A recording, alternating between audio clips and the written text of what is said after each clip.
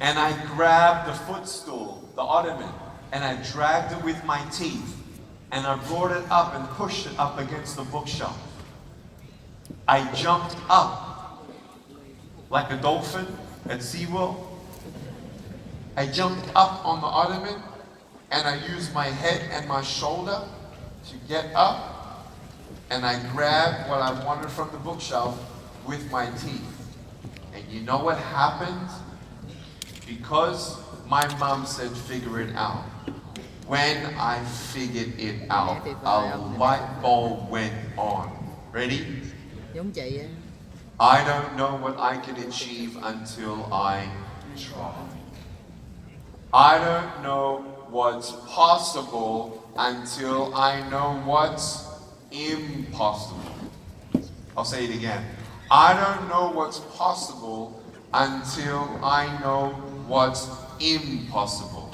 And you don't know what's probable until you put one foot in front of the other. You don't know what you don't know until you find out what you didn't know. I'm not playing with words here, I'm giving you the facts. As a motivational speaker who is in the top percent of all speakers around the world, saying no to 35,000 invitations, saying no to 99 to 111 invitations weekly that we get. On average, over 100 invitations we got this week, last week, next week. And for a person who travels without arms and legs, 2,500 airplanes, you put all my flights back to back to back to back, I've been up in the air at 6.5 months. The new stats is 18 presidents and 5 governments changing law to allow special needs children to allow them to go to school for the very first time. Talk about making a difference in the world.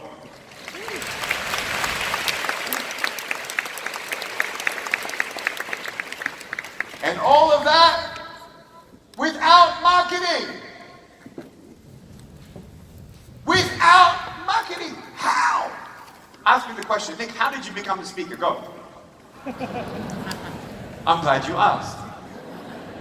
So the third one is, I don't know what I can achieve until I try. Fourth, when I fail, try again. Number 5, obstacles equals opportunity.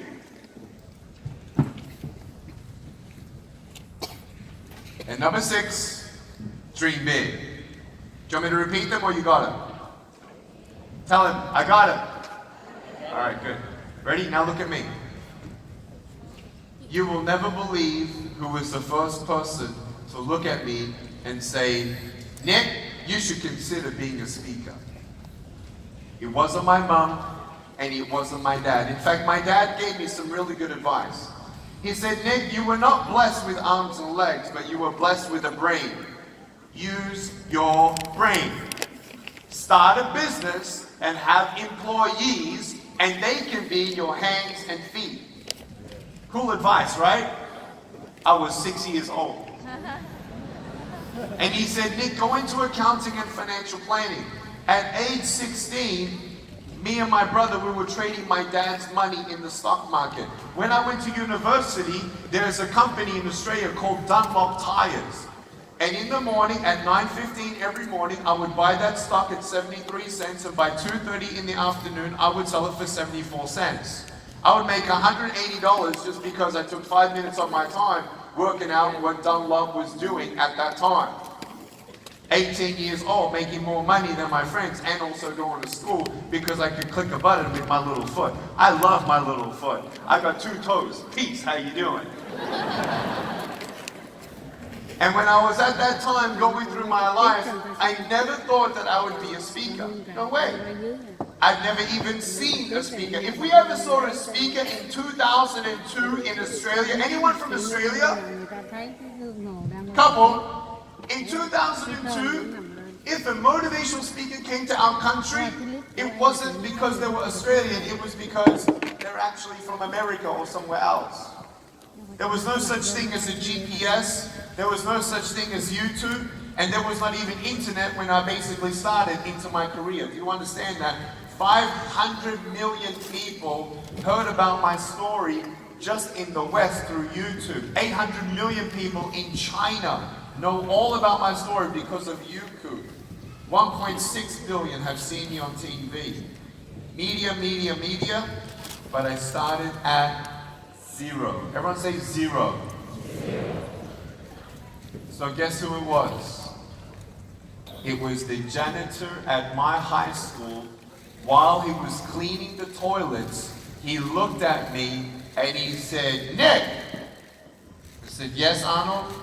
He said, "You are gonna be a speaker." I was 17. I was in the student government body as one of the leaders, the prefects. And I said, "Excuse me?" He said, "Nick, you're gonna be a speaker." And I said, "You're a crazy old man." I said, "What makes you think that?" He says, "I just know." And I said, "What do you mean I'm gonna be a speaker? What am I gonna speak about?" He said, "Your story." I said, "I don't have a story." He says, "Yes, you do." I said, "No, I don't." And I said, "Bye-bye," and I walked away. The next day, I look at him and he says, "Hey, be a speaker." And I'm like, "No," and I walked away. Next day, he comes up to me. He says, "Nick, please, I will organize a speech here at this school. You know, we have that club going on here at the public school. You know, they talk about spirituality. You should just talk about your life story." And I'm like, "No." He said, "Please, what can I do to convince you?" I said, "Dude, leave me alone." I walked away. No joke. Over the next days and weeks, he would look at me and I would try to avoid him. I start walking away, he starts running up to me like this. After 3 weeks, he twisted my arm and I said yes. And I spoke in front of 6 students, and man, I was so nervous. Anyone afraid of public speaking, put your hand up. Anyone afraid of public speaking? Okay, put your hand up.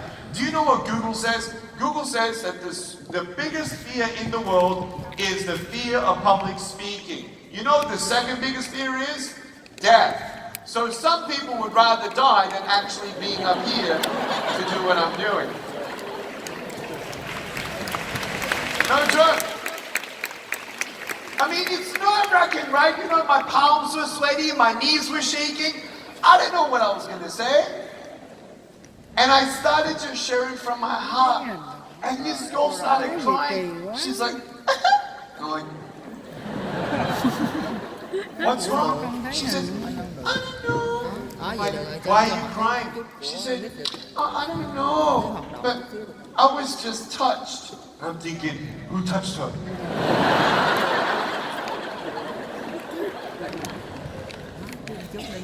And then they said at the end, they said, "Can we have your number?" I'm like, "Why do you want my number?" "So we can call you again." And I'm thinking, what?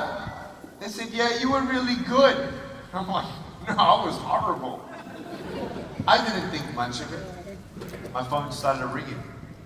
"Can you speak at this school group? Can you speak at that organization? Can you speak at that church?" "Yeah, all right, I will." Age 17, 18, 19, I spoke 12 times. And one night I came home from one of my speeches and my mom was waiting for me at 10:30 p.m. And I came home and she looked at me after these people left and she looked down at me, she said, "We need to talk." And I said, "Okay." So we went further into the house and I'm sitting down, I'm looking at her walking and she's pacing like this, looking at me. "I want to know something, and I want to know the truth." I'm like, "Okay, what did I do? I don't know what's going on, but I want to know right now. What are you doing?" I said, "Sorry?" She said, "I don't know. These strangers, they pick you up, they take you in their car, you go for a couple of hours, And when you come back, you're smiling and they're crying.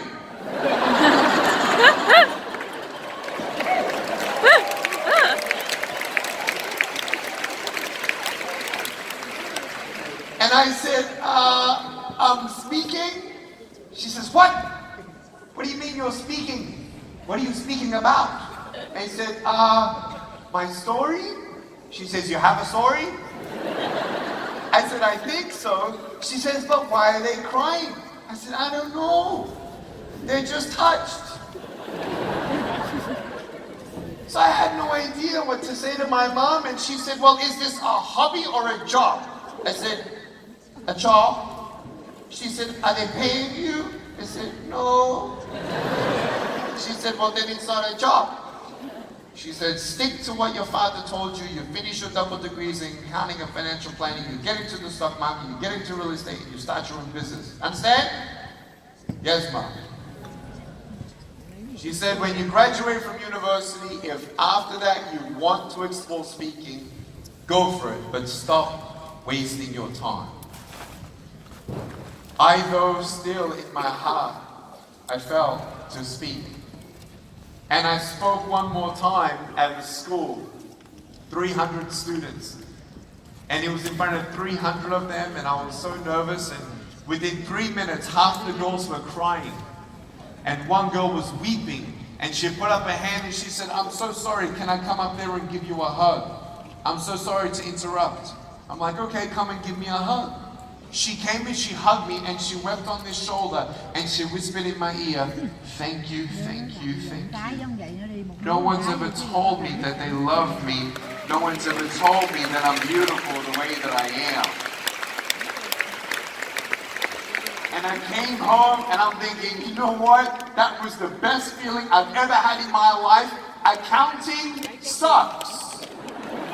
And I said, Mom and Dad, I know what I want to be for the rest of my life. And my dad said, good, finish school. We talked about that, right? I said, yes, I understand. But I want to be a speaker. And my mom said, what are you going to speak about? I said, I don't know. Wabuchi Dao. She says, who's going to want to hear you speak? I said, I don't know. Wabuchi Dao. She says, do you know any other speaker? I said, no, I don't. She said, well, how are you going to make money from it? I said, I don't know. Do you know anything about this industry? I said, no. Do you know any other speaker? I said, no. How are you going to market yourself? I said, I don't know. Are they going to pay for you? I said, I don't know. I didn't know. Talk about obstacles. We haven't even talked about the fact that I have no arms and no legs. She said, even if you got an invitation and even if they did pay for you, how are you going to get there? I said, I don't know. Ready? Yeah. Two-step process. When you come to the truth of your value, your purpose, and your destiny, it's when you realize that these lies were dragging you further away from your future, and all these lies take you closer to the edge. And I don't know if you can see this, but I'm on the edge of the table here. At age 10, I actually attempted suicide by trying to drown myself in my bathtub because I believed that I am disabled. I am alone. I am helpless. I am hopeless. I am nothing. And look at what has happened in my life, and I want you to know that beautiful things can come from your broken pieces if you give your broken pieces a chance. New skin.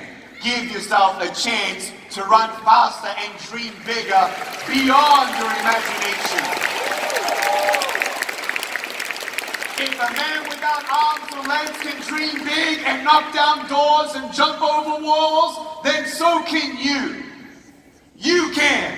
You are possible. I am possible. You are possible. But it's only when you realize that these voices and lies, hey, you're not getting that. Hey, you're a failure. You know what you do to those lies?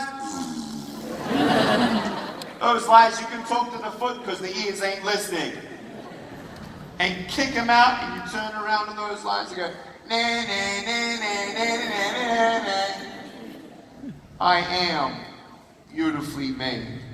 I am unique. I am fearless. I am possible. I am possible. I want you to know that each step takes effort. And sometimes you fall down. But it's not about how many times you fall down. It's how many more times are you going to get back up. Does anyone know who made the light bulb? Yeah, you can afford to do one day.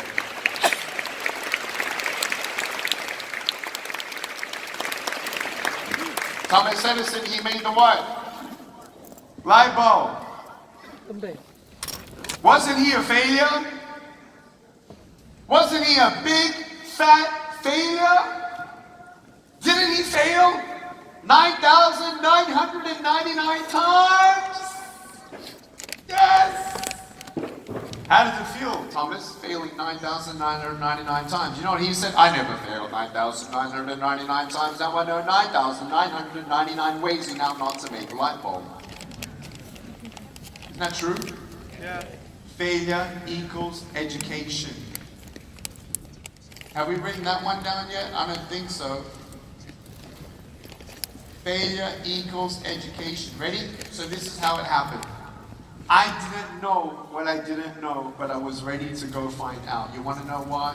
Because when you overcome these lies and you turn your back on the lies and you come to the truth, I am possible, I am possible. I don't know anything about marketing, and that's a big obstacle. But you know what I'm going to decide today? To figure it out. Because I don't know what I can achieve until I try. When I try and I fail, I will try again. If I fail, failure equals education, and my obstacles is no longer a barrier. I gotta perceive my obstacles as opportunities. An opportunity to self-develop, an opportunity to learn about marketing, an opportunity to learn about my industry. Are you with me, New Skin? Yeah. So I started from zero. I got the phone book out. Anyone remember when there was no internet and you only had a phone book? Do you remember that? So I got the big phone book out and I got a massive list of all the schools in the region. And I started calling schools. Hello! I had no idea what I was doing. I was inviting myself to a school. Hi! My name is Nick, and I'm a speaker. And I was wondering if I can come and speak at your school. No, thank you. And she hung up the phone. Was that a failure or success? I invited myself to a school and the school said no. New Skin, is it a failure or success? Failure. If it was a success, then she would say yes. If I fail, New Skin, is it that we are a failure when we fail? No.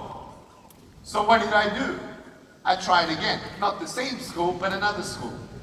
Hello. Hi, my name is Nick. And I have no arms and legs. She said, what? I said, I'm a speaker and I have no limbs. She said, how are you holding the phone? And I'm thinking, why does that even matter? You know what she said? I don't believe you. And hung up the phone. Was that a failure or success? Failure. Is it okay to fail? Are you a failure? Hello. Hi, my name is Nick P.2 and I'm a motivational speaker and I have no arms and legs. Can I come and speak at your school? Let me check with the principal. And I'm like, oh. I'm gonna be a speaker, I'm gonna be a speaker. She comes back here, she says, actually, can I call you back? I want to talk really in depth to the staff. I said, sure. So I gave her my number and I hung up the phone. I'm thinking, oh man, accounting's so boring. I want to be a speaker so bad.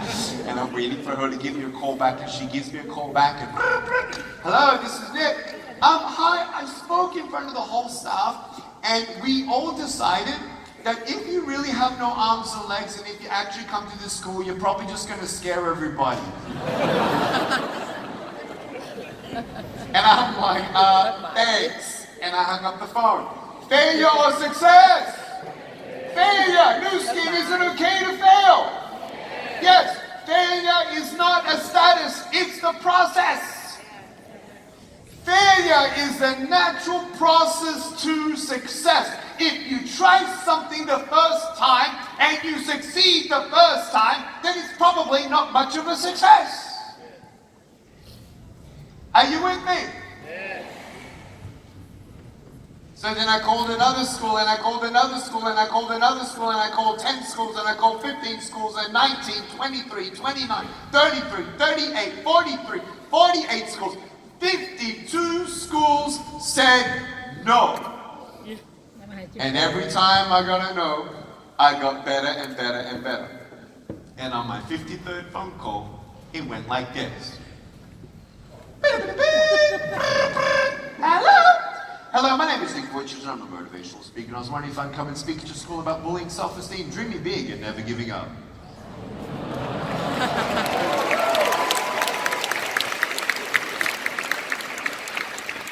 And she said, okay. And I'm like, what do I do now?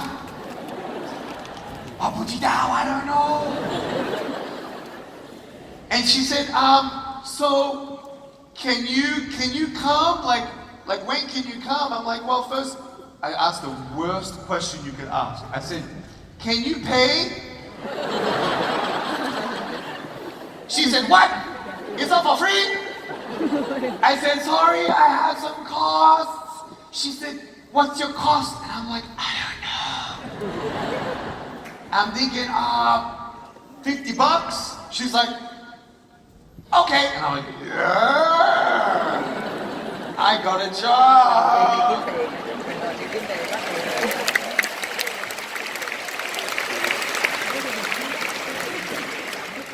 And so she said, so can you come like next week? I said, yeah, sure. She said, will you get yourself here? I said, yeah, I'll get there. So next Tuesday, I said, yeah, great. So I write down her address with my foot. She was really impressed that I was writing the address with my foot. And she was like, thank you so much. And I said, no, thank you. And I hung up the phone. New Skin, was that failure or success? I was so happy, man. I got my first job. I'm going to be a speaker. And then I looked at the map. Now, no GPS, so the map was in a book. And I get the book, and I'm turning these pages. I'm like, where is this place? And I'm looking, I'm like, oh no. And I calculated a 2.5-hour drive. And I'm like, oh no, how am I gonna get there? It's Thursday today, the speech is on Tuesday. Maybe if I start walking now, I'll get there on time. Maybe I can mail myself there in a post office or something. How am I gonna get there? Now, I didn't want to ask my parents to take me because they didn't believe in my dream and they had full-time jobs and all that stuff. And so my brother, he was 16 years old and he's watching TV. And he's flicking the channels, and I come into the room and I say, hey bro, hey, what's up? Oh, nothing much, I just got something good to tell you. He's like, oh yeah, what's that? I said, a school wants me to speak. Oh, that's nice. Wait, you want me to take you, huh? I said, please bro, please, you have no idea, you don't understand. I called 53 schools and I finally got one and it's my first, and I really need to get there. He said, calm down, calm down. Where is it? And I said, oh, the address is in my room. I wasn't lying. He said, well, when is it? I said, next Tuesday. He said, oh, no, I can't do next Tuesday. I said, why not? He said, I'm busy. I said, you're busy? I said, what are you doing? He said, nothing. So I walk away, and I'm the accountant, and I'm thinking, you know what? There is something that you learn, opportunity cost, right? When you say something, no to something, then it's really the opportunity cost of what could have happened if you actually didn't go through with it. Yeah. So then I came back and I said to my bro, hey, I'll pay you $50. And he said, okay.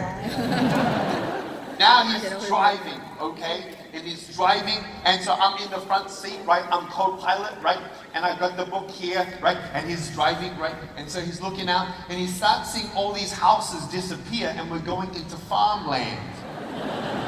And he says, where are we going? And I said, why? It doesn't matter. He said, no, seriously, who lives out here? I said, it's a 2.5-hour drive. He said, what? A 2.5-hour drive? I said, yeah, you shouldn't complain, you're getting paid. And he said, but seriously, where are we going? It's like, are you going to speak to the animals?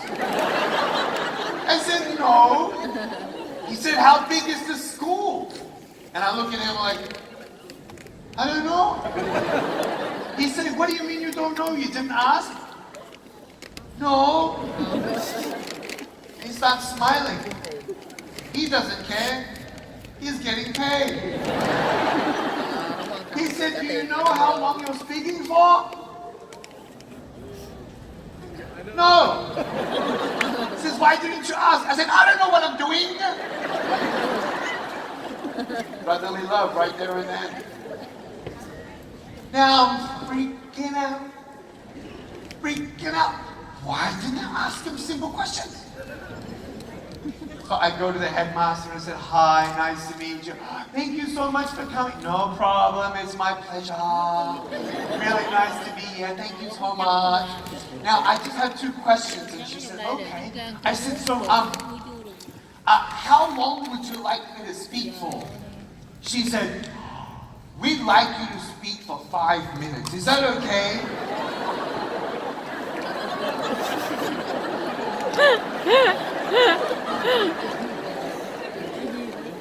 I mean, it's like I died. Like everything froze. My heart stopped beating. My brother laughed out loud and he had to walk away.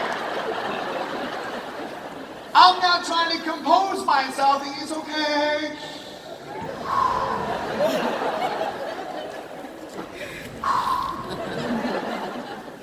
Maybe it's a big crowd. A big crowd for 5 minutes would be a good experience. So I said, okay. How many people are gonna be there? And she said, oh, we're so excited. We have all of our leaders, 10 of them. And I started hearing those voices in my head. You're an idiot. You're a failure. You're stupid. You're not smart. You're not going to be a speaker. This is crazy. You had to call 53 schools to get 1 yes, and then you had to drive to that school 2.5 hours there, 2.5 hours back, and pay for gas and fuel, and pay for your brother.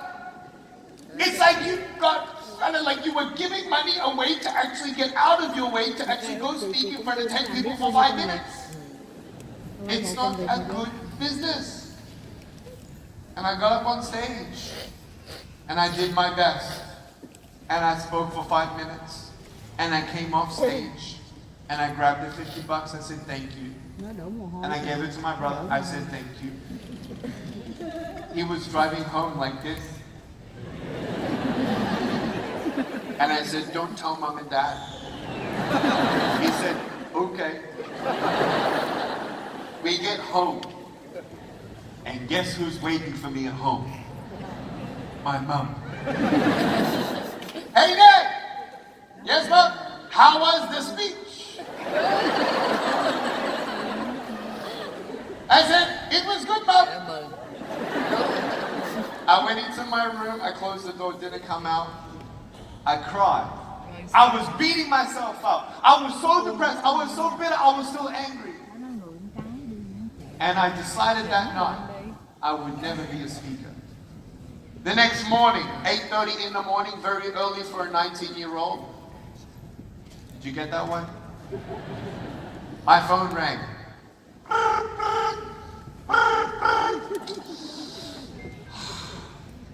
No, it's too early. Next time. I let it go a second time. I remembered what happened the day before and I got really depressed and really annoyed. Third time. And I'm like, all right. So I pick up the phone and I'm half asleep.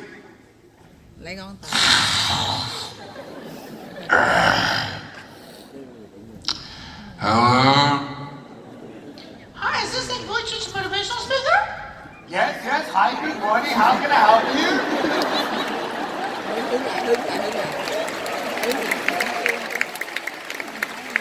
She said, are you the speaker that just spoke yesterday? I said, yes. She said, do you talk about bullying? I said, yes. She said, we heard you are awesome.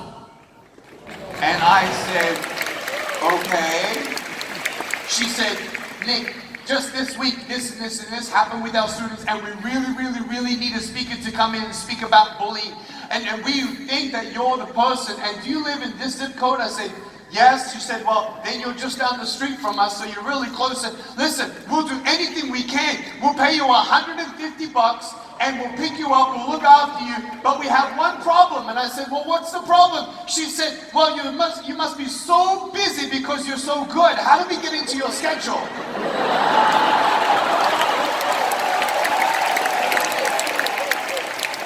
And I said, let me check the calendar.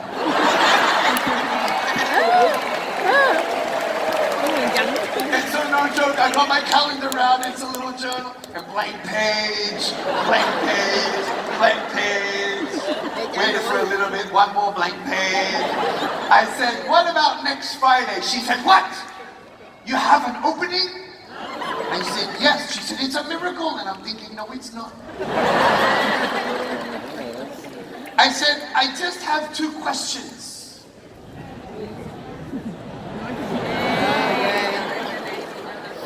I said, how long would you like me to speak for?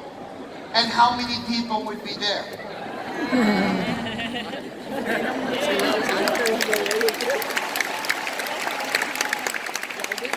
Because I am now educated.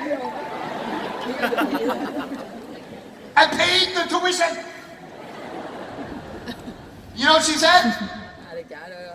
20 minutes in front of 500 students. Are you okay with that? And I said, of course. When I spoke at that school, I got another school calling me. I spoke at that school, another school called me, and then 2 schools called me, and then 3 schools called me. Listen, 35,000 invitations, that's no exaggeration. 3,000 stages, 18 presidents, billionaires, CEOs, bankers, orphans, and sex slaves.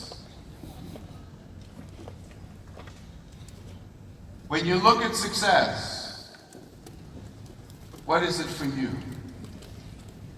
For me, it was to become a speaker and making a difference. For you, it's possibly to make a lot of money and then give money away. My wife and I, we have 4 children, but we also sponsor 3 children in poverty. We are about to buy some land in Mexico and Serbia to start orphanages. When you look at the world today, where do you fit in? Because there are many problems and needs in the world. And I kind of want to be real with you and tell you, number 1, go for your dream. Run. Dream big. Because you are possible. But I also want you to understand that the bigger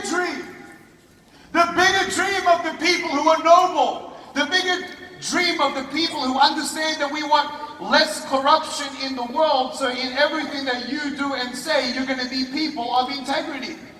You're going to be people who understand that just because your father didn't show affectionate love and compassion and communicate to you how much he loved you, now you know what to do different for your son or your daughter. And so what you're going to do is understand that you don't want to just be a parent to your children, you want to be a friend of your children too. Where you can actually take them to an orphanage and show them what poverty is.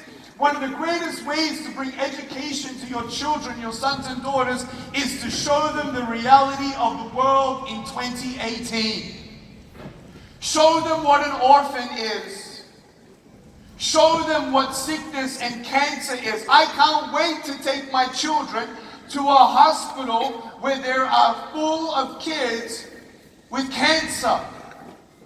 And when my son is 13 years old, we're going to go in there and we're all going to have some fun and make these children laugh and smile for just a little moment. When we go to orphanages, I'm going to take my son to show him. I'm going to introduce him to 16-year-olds who were sold by their own mother for $700 US. There are 30 million slaves in the world. There are 2 billion people in the world surviving on a handful of rice a day. Where do you play in that role? Make a commitment not just to be successful, but make the world a better place. Make the world a better place. I'm going to finish off with a wonderful story, a success story. I know you Asian cultured people, you love the number 8. Don't you? You're lucky. Now, for now, I think you only have 7 points, right? So I'm going to give you the number 8. Never give up. Now I want you to put whatever's on your lap down. I want you to look at me. I want to tell you one of the most phenomenal stories. Because many of you say, well, Nick, you were born in Australia, and Australia is privileged, and Australia is progressed more than my country, like Indonesia, or other parts, Philippines. Let me tell you a story of success from the slums of Brazil. I don't know if you can see the size of this stage. It's very hard. But if you see the big screen behind me, make that screen like a floor of a house. That's as big as the house was of this man called Edson Bueno. He, his 3 siblings, and his parents lived in a house as big as that, made of cardboard, of wood and sheet metal and scraps. They slept on cardboard between the dirt and their back. Edson became a shoe shiner as expected at age 4 because his brothers were shoe shiners. His father was a shoe shiner, his grandfather was a shoe shiner, his great-great-great-great-great-grandfather was a shoe shiner. He was going to be a shoe shiner. Started at age 4, shining shoes of business people. 4 years later, he was 8 years old, and he ran across the street, and bang! A car hit him. He became unconscious, and if it wasn't for a doctor who was there at the intersection, who saved his life, he would have died.